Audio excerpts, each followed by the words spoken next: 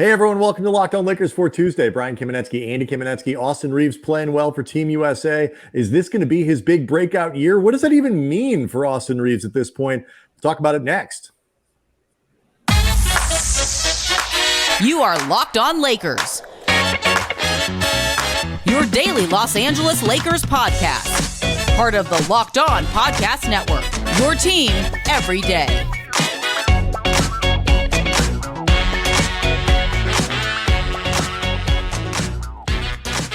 Thanks to everybody for making Locked On Lakers your first listen of every day, Monday through Friday, no matter how or where you get your podcasts. It's always going to be free, never behind a paywall. Locked On Lakers on YouTube is where you can go hang out with over 20,000 subscribers to the channel. Really appreciate everyone hanging out and joining in and leaving questions, leaving comments, talking about Pau Gasol in the Hall of Fame and his speech and other guys in the Ring of Honor that we talked about from Monday's show that should be in a fictional Lakers Ring of Honor. Doesn't actually exist, but go back and check out Monday's show if you missed it. Andy's back. He was on vacation last week. So if you missed that, there he is on the YouTube channel. You can see him.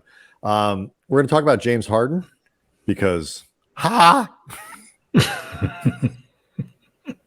is so refreshing, Andy, to have this going on in the NBA right now and have it have nothing to do with the Lakers. Nothing. No. You can't even pretend that the Lakers would somehow get in on this thing and try to make a play for James Harden. A, I don't think they'd do it anyway. B, they don't even have the tradable contracts to do this right now. You can't trade D'Angelo Russell right now, even if they wanted to do this for James Harden. So I'm just telling you right now, if anybody on, Twitter /X, especially now that X has become such like an engagement farm, like that's how right. Elon's paying people. Yeah, let me just tell you right now, if you see anything about the Lakers and James Harden, feel free to give it double middle fingers because it ain't real. Yeah, I mean, we'll get into more depth about it, but first of all, the idea that LeBron, we don't need to get into more depth. It's not real. Right, I meant about the Harden situation, not Harden and the Lakers. Okay. The idea that LeBron James is going to hitch his wagon at this point in his career to something as fundamentally unserious as James Harden is sort of laughable. You did Russ, say what you will about Russ. He's at least serious. Yes, no, Russ is professional. Russ is at least, he's a very professional. Oh, the dude shows up. Say what you want about the guy. He shows up and he plays hard, at least on on one side at least. You saw though what happened. Speaking of you can't trade D'Angelo Russell yet. You heard Nick last week while you were gone. We were talking about this. Nick Angstadt, host of Locked On Mavs. We were talking about Christian Wood, and we were talking about sort of the Mavs as sort of the Lakers' Earth Six. They've got Jason Kidd, who was supposed to be the Lakers coach at some point. They've got Kyrie Irving, who was supposed to be the Lakers star at some point, and they've still got JaVale McGee. He did point out that the contracts of Rui Hachimura and D'Angelo Russell fit almost perfectly for what they need for Kyrie Irving, and I yelled at him for 10 minutes. I was like, why did you? I'm so mad because maybe other people realized that, Andy. I had not. You hadn't? No. I was blissfully living in a world where Rui Hachimura and D'Angelo Russell had not been combined to trade for Kyrie Irving in mid-December. It hadn't occurred to me yet, and I was it was like he told me Santa wasn't real. I was very upset. Seriously? I didn't know that. Because I thought this was common knowledge. This was discussed regularly. This was one of those things that if you saw on Twitter /X, you could know that is true as a fact because I can add those two contracts. I missed it, and I wasn't in that mental space of putting those two things together. You're not very good. I was really upset with him for reminding me. I don't know what to tell you, man. I've been aware of this whole time. Well. I'm sorry you have to live with that. My hope is that Kyrie just in a full-on trolling effort, specifically requested a number that would be exactly Rui and D'Angelo's together. Like, we've both made it very clear the Lakers should not go anywhere near the Kyrie Irving business, but I would respect that as a troll move. Like, he was ready to sign, the Mavs were ready to sign. He's like, wait a second, what did Hachimura get? Look, all kidding aside, if he wants to go to the Lakers, he does need to find a way to make it work. He does need his salary to line up somehow with a Lakers slot. Nick had the gall to suggest, like, the Lakers might need to put like Max Christie in there to make the math work. I'm like, you want to see that brand new facility in El Segundo burned to the ground? Include Max Christie in a like Kyrie Irving trade. That's true.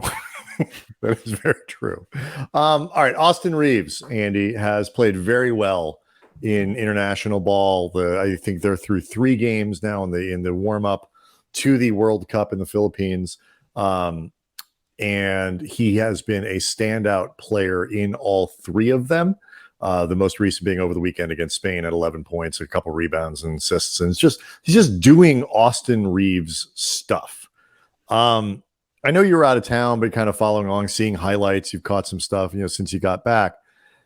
Are you at all surprised that he's performing well, surrounded by a bunch of other, of some of the best young talent in the NBA?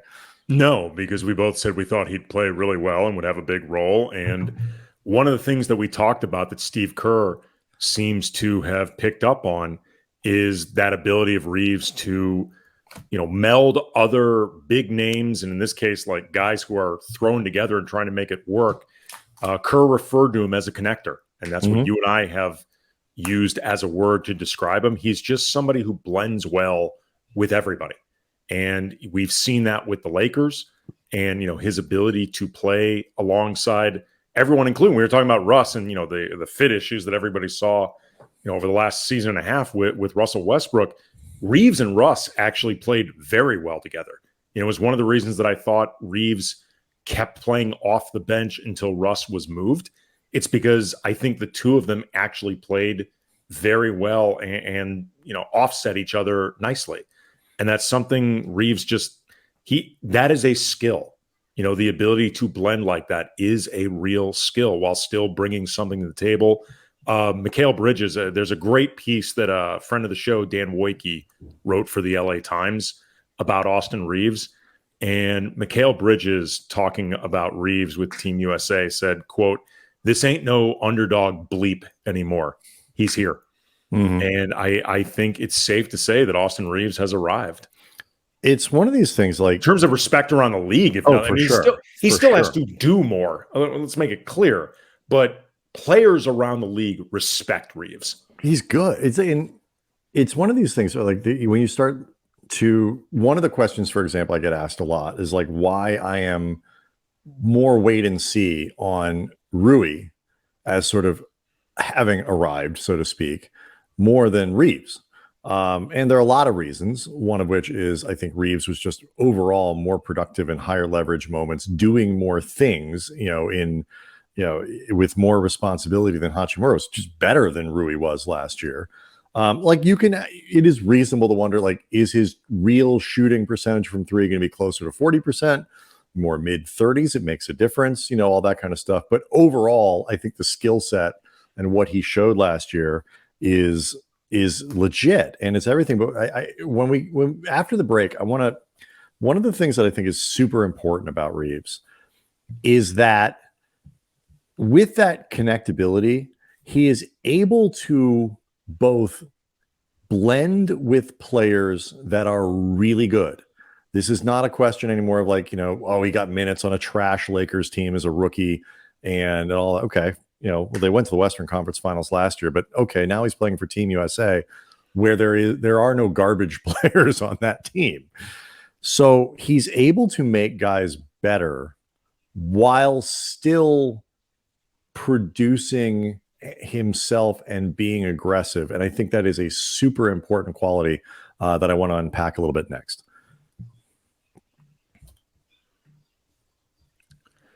Locked On Lakers is brought to you by FanDuel. Football season is about to kick off, and FanDuel is giving you a chance to win all season long. Because right now, when you bet on a Super Bowl winner, you get bonus bets every time they win in the regular season. Just pick any team to win the Super Bowl, and you get bonus bets for every victory. And you can use your bonus bets on spreads, on player props, over-unders, and a whole lot more.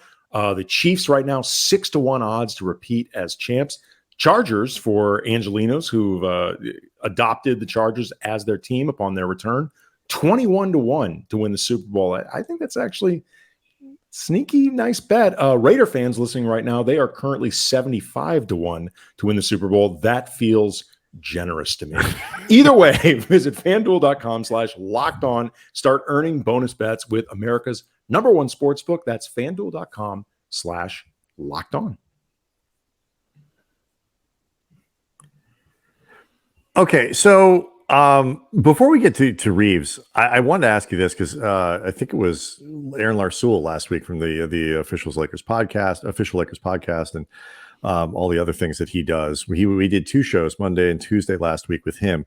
We were talking a little bit about odds in the thing. I've discovered from our friends at the FanDuel Sportsbook, I think my favorite long shot bet in the NBA.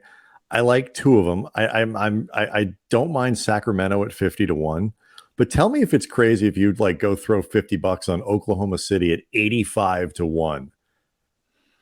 Like in all of your like, this is a long shot. I'm sure this is not going to win, but like I can squint and see it. 85-1 for the Oklahoma City Thunder. I kind of like that one. This is what I would say. You're not going to win, but I don't think you're an idiot for making the bet, assuming this is disposable cash. Like if it's your life savings. The children aren't going. One of the children won't go to college. No, but I know which one probably wasn't going there anyway. Exactly. Again, I get why you do it, and I think OKC is going to be very good. I was solidly, even before the season began, on the Thunder bandwagon last year. I kept trying to tell anybody that would listen, no, they're not going to tank. They're too good. Shea's too good. You're not going to tell a player like Shea, hey, let's crap away another season, particularly when he's playing at an all-NBA dark horse MVP level. Not going to happen. And they're getting Chet Holmgren, both Jalen Williamses, Jay Wills are very good. Josh Giddey's really good. Like they're a good team. Yeah. Again, you're not going to win that, but it's like, all right, I can get behind that. I was like, 85-1. That felt like, as long as you're cool with not winning, well, it's not a stupid bet. Right. Okay. I wanted to get your opinion on that because I know you're a big Shea guy as well as me. Huge Shea guy. Oh, he's so much fun to watch. So anyway, there's another. He's my favorite young player who doesn't play with guns. It's a very specific category. You can decide for yourself who the guy that I'm referring to that I love, young player that unfortunately does play with guns. That does have for yourself. Bit of a gunplay problem. I don't want to name names. Yeah. So there is one more line from our friends at the FanDuel Sportsbook that I want to mention regarding Austin Reaves. We'll talk about that, but like he is a guy. I think this ability to not disappear when surrounded by really good players is a quality that is really hard to find in a supporting, connecting player. I'm not saying every game he's going to go out, put up 18, 4, and 6 or something like that. But every game you're going to get the sort of Austin Reaves assertive performance, despite the fact that he plays with LeBron and he plays with Anthony Davis and he plays with, like, he doesn't get lost in games. You feel that he's there almost all the time. It's really impressive. He reminds me a little bit of, and it's not apples to apples, particularly when you talk about, you had just mentioned assertiveness, and Reaves is a very, very assertive, aggressive player, very confident along those lines. But in terms of just connectivity and being able to play with anybody and being able to, in a lot of ways, bring out the best in other players, he's got a little bit of Lamar Odom in him. Like in that ability to just help make everything run properly while still at times taking over elements of the game. I think he looks to score more than LO ever did. You know, I mean, you and I covered Lamar, absolutely loved him, but Lamar was, let's just say, never the scorer that everyone else wanted him to be. And, in Lamar's mind, there was a way to play, and looking for your shot was not it, for better or for worse.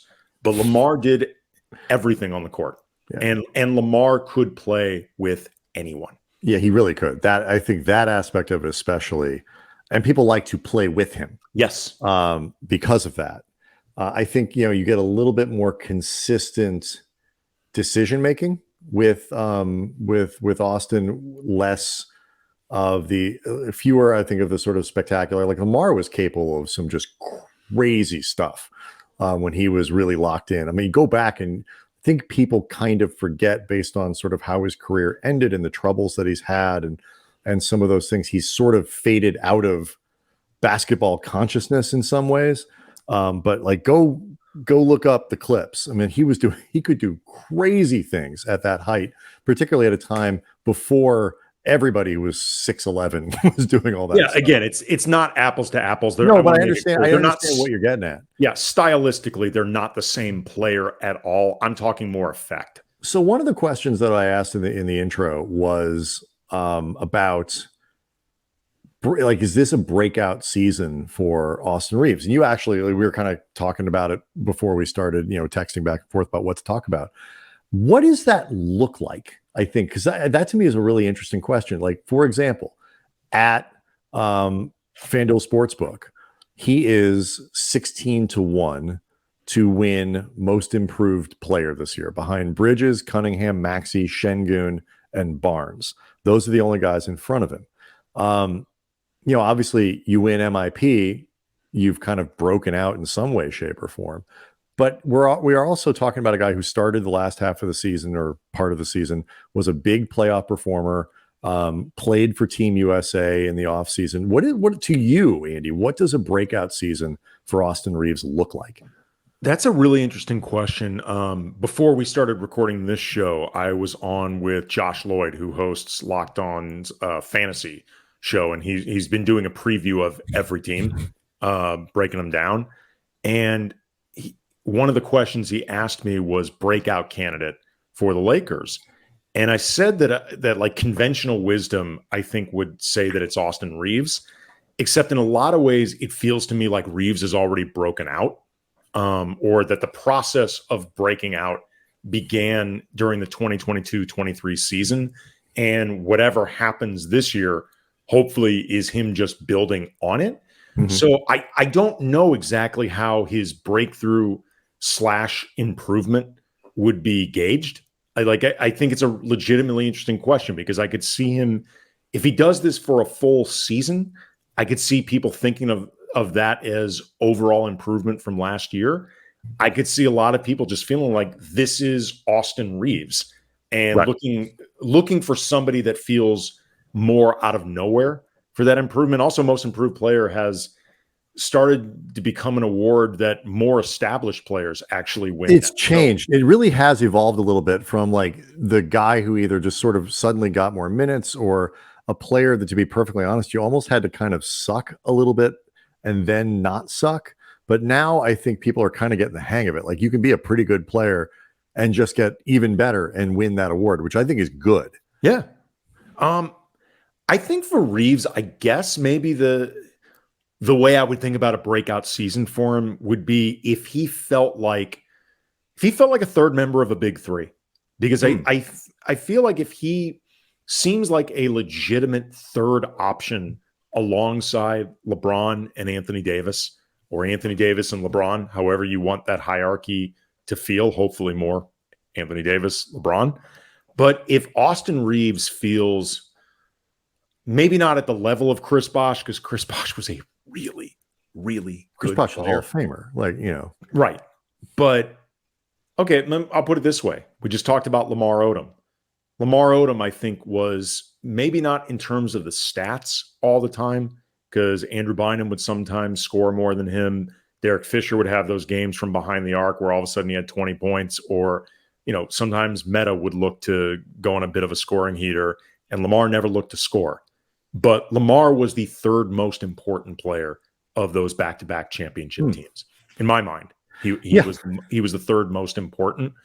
If Austin Reaves feels like the third most important player on a legitimate high-end contending team, I guess that would cement a breakout season to me. Yeah, and let's keep on this a little bit, because I'll just read his numbers for last year as a starter. 22 games as a starter, 15 points, 3.5 rebounds, 4 assists, shot 89% from the free throw line, 40% from 3-point range on 4 threes a game. I do think there is a legitimate, hey, you got to do it over 82 as a starter. So that's legitimate, and, be consistent with that throughout the year. Without there are always some ups and downs, but without avoiding really extreme swings. What you're talking about, though, especially too, is so much tied to opportunity. Like, how much are the Lakers going to lean on Reaves to take some of the burden away from Davis and LeBron? I think is a huge factor in that breakout question, in the most improved player, whatever, in all of these things. So I want to break that down next.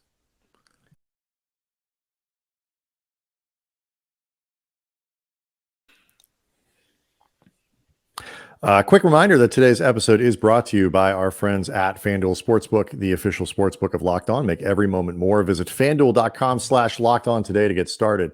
Darvin had talked about, Austin Reaves as a future All-Star, and I think it's possible. I mean, look, he is playing right with a bunch of guys. Halliburton made an All-Star team this year, didn't he? Yes, he did. Yeah. So, he was there. Some guys were either there or really close to it. I don't think Bridges did, but Will. Anthony Edwards made an All-Star team, the most recent one. Halliburton made it. Brandon Ingram has been an All-Star. Paolo Banchero's reigning Rookie of the Year. Right. So these are guys who, as the league cycles through, it is really hard to make All-Star teams. Mike Conley is an All-Star who needed 20 years to get on an All-Star team. Yeah. Drew Holiday is an All-Star, but he's only been there to the actual game, I think, twice. So yeah. I believe Chris Middleton is 3 times at the most. Right. Side note, they should expand those rosters. Neither here nor there. So Austin Reaves can be an All-Star caliber player without ever making an All-Star team, or only making one or whatever. And I think it's going to be really hard for him to make one while LeBron and AD are both on the team. 3 players from one team is a lot. This question, though, for breakout role, all this stuff, I really am interested. We had a show, I think it was before you went on vacation, obviously, where we both kind of said, I don't know necessarily if it's going to happen. It's not maybe where I'd put my money, but it wouldn't shock me in the slightest if Reaves actually led the team in minutes this year. No, he's actually a really good candidate to do it because, as we mentioned before, he can play with anybody, which means the opportunity to be out there should be plentiful. And they need a young guy to soak up a lot of those minutes. I feel like they're going to be looking for D'Angelo Russell to play a lot of minutes. I think they're going to be looking for Rui to play a lot of minutes. I think they're going to be looking for Gabe Vincent to play a lot of minutes. I think they will be looking for Max Christie to play as many minutes as they feel like he is ready for. Max Christie, who will not be traded to the Dallas Mavericks, Nick Angstadt. It's not going to happen. He actually, by the way, when again, a little bit of a spoiler alert, but you'll still get to the reasons and stuff, and it was a good conversation. Max Christie was who I said would be the Lakers' breakout guy this coming season. But there are a lot of guys that I think they're going to be looking to soak up those minutes, but nobody more, I think, than Reaves. Because A, I think Reaves is ready to soak up minutes. B, they need him to. And again, no matter who is out there, Reaves could be a part of it. Reaves can be one of the 5. So plenty to watch. Obviously they haven't actually started the World Cup tournament yet, but the Austin Reaves appreciation, it is no longer just the Lakers fans. The rest of the sort of begrudging community of people who have to give credit to Lakers players when they don't want to, I think is seeing what all of us saw over the course of the last couple seasons. So that's fun. It was not having fun, Andy. The Philadelphia 76ers. No, they are not. Monday morning, we all woke up to a clip. It felt very much like, sir, this is an Arby's, or a Wendy's or whatever. But it's James Harden at an Adidas, I believe an Adidas camp in China, presumably talking to a bunch of like little Chinese kids who may or may not speak English, saying twice, once, and then making sure it's there on the film for emphasis, that Daryl Morey is a liar and he will never play for a team with Daryl Morey as part of the organization. Well, I got the sense that the kids there and the audience there understood enough because there was applause.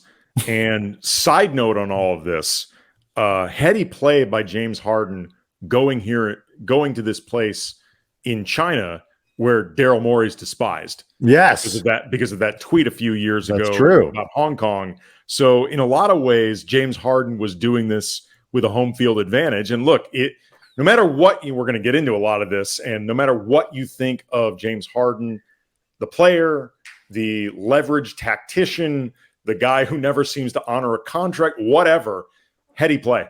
Like you got to try to push your advantages while you can. He was not going to get booed in this environment. Although you go back and you watch the video, I mean, it was his camp. He boos the guy at the camp. It's like, the player who shows up. It's like to do that. It's so funny to me to do that in front of a bunch of little kids. Like I just find that wildly entertaining. But the other thing I like is we don't want any of them going to Daryl Morey's camp either. That's right. If you look at the picture behind, because we all make like the James Harden, like, when he gets mad, he goes into the locker, pulls out the fat suit and get going. Like the picture that they have behind, he's all like kind of turtled up and like crouched down, and he looks 65 pounds heavier than he is or whatever. Well, there was that clip circulating where he had all those burgers and he was passing them out. Well, did you see the AI of all the NBA stars as like older fat dudes who like play the Y? Yeah, like they're doing all the AI, like all the presidents is this, like they did one of AI like of the stars like that. The Harden one, I mean, it kind of looked like him a couple years ago at training camp. I mean, I'm not. Look, I mean, who am I to? I keep my shirt on for a good reason. But I am a defender of James Harden's game. There are people who've just, our friend Mike Trudell, for example, just has a visceral hatred of the way James Harden plays. I actually find it. There's a skill to what he does in drawing fouls and picking up contact in the lane. All that. I defend him as a player a little bit, but man alive, like you want to talk about a guy who he's become like a cartoon version of a guy who was always had a little bit of cartoon in him. He is just fully 2D animated now. Yeah, I mean, there's a bunch of different aspects about this. We're not going to have time to get into all of it. I know in particular, maybe this will be for tomorrow's show.